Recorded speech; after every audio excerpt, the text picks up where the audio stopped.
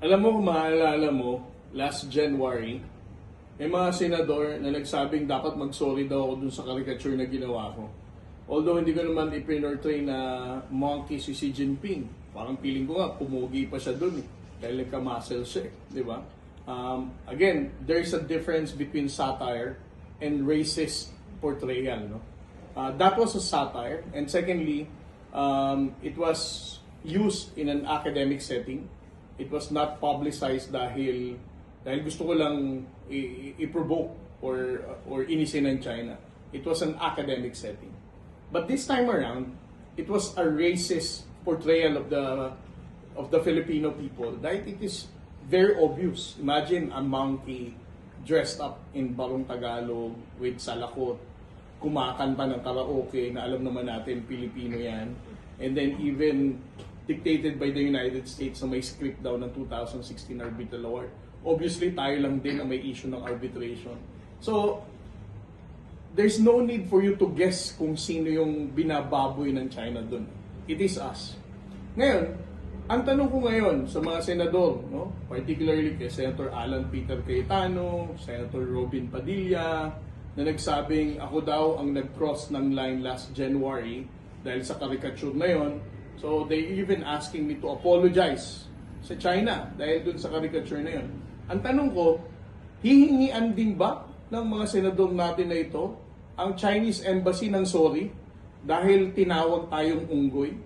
Ang portrayal ng unggoy dito na nakabarong Tagalog collectively represents the Filipino people.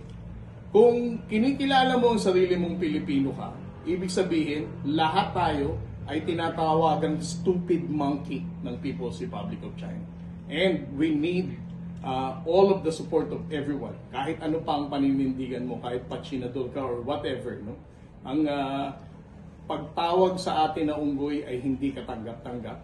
That's why I'm expecting even those people who criticized me last January to ask China to apologize to the Filipino people dahil hindi po tayo unggoy.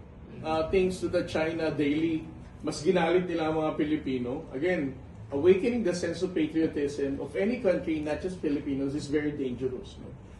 Because it will unite us. Last July 11 ng gabi, nang in-upload yung video ng China Daily, it's important for us to understand na ang China Daily is a state-owned and operated ng gobyerno ng People's Republic of China. And pangalawa, they are only governed by the Communist Party. Hindi ito demokratikong estado katulad ng Pilipinas. Meaning, there is no freedom of speech, there is no freedom of the press.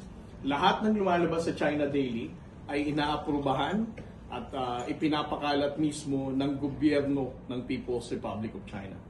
Ngayon, yung video na lumabas na tinatawag na ang mga Pilipino ay stupid monkey, unggoy, na tila sunod-sunuran sa utos ng Amerika at ng Japan at sinasabing ang 2016 Arbitral Award is just a script given to us by the United States.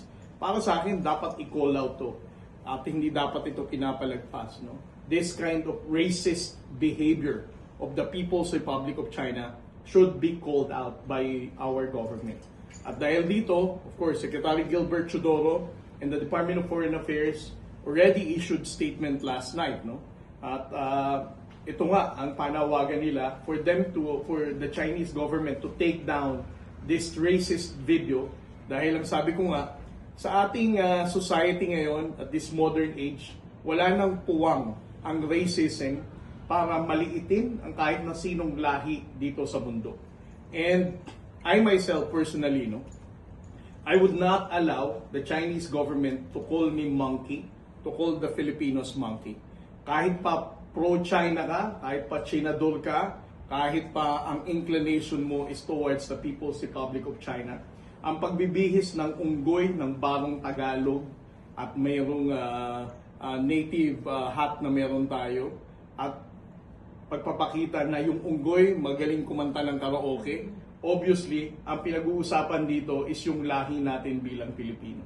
So, ibig sabihin, kung ang lahi natin ang minamak dito, it is important na lahat tayo bilang Pilipino ay magkaisa to call out the People's Republic of China na huwag maliitin ang lahi natin at higit sa lahat, Huwag tayong tawaging unggoy dahil para sa akin, it is our obligation for the younger generation na hindi kayang i-represent ang sarili nila ngayon at hindi rin ako papayag na ang mga anak natin, mga kabataang Pilipino, ay ma-label ng unggoy sa international community because we allow the People's Republic of China to label the Filipinos as stupid monkeys.